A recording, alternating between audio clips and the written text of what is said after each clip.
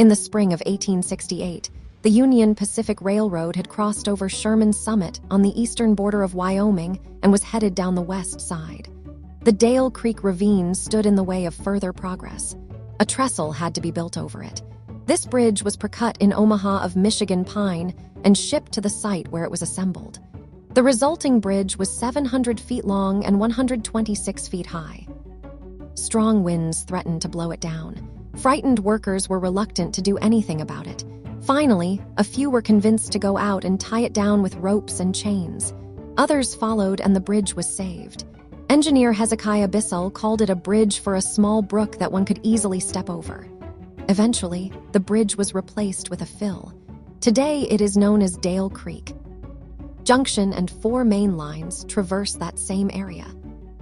The decision about where the Transcontinental Railroad was to begin in the east was made by President Abraham Lincoln.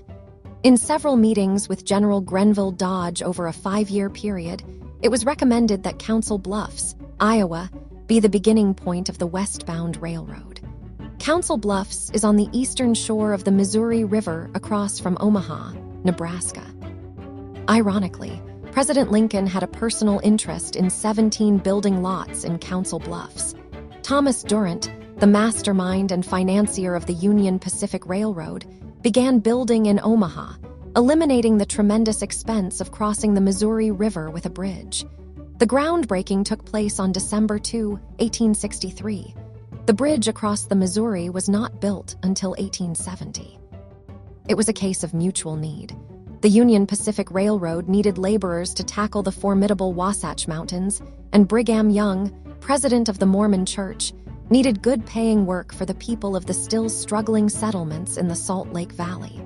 On May 21, 1868, a deal was struck.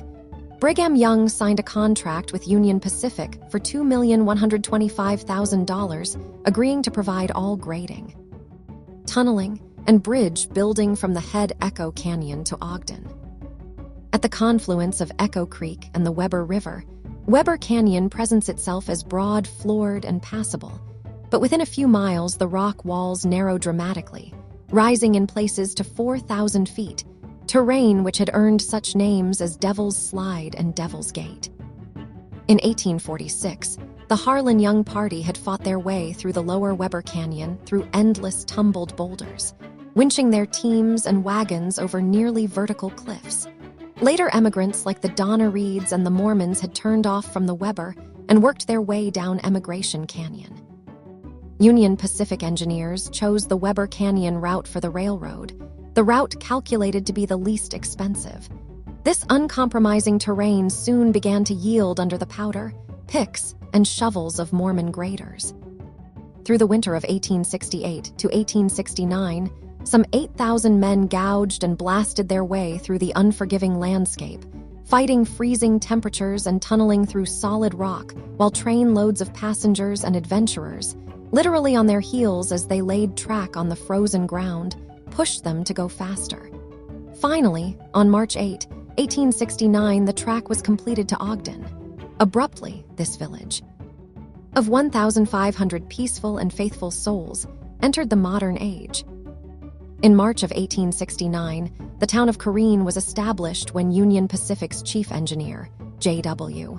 House, laid out the 3-square-mile plot that was to be the town site known as Carine.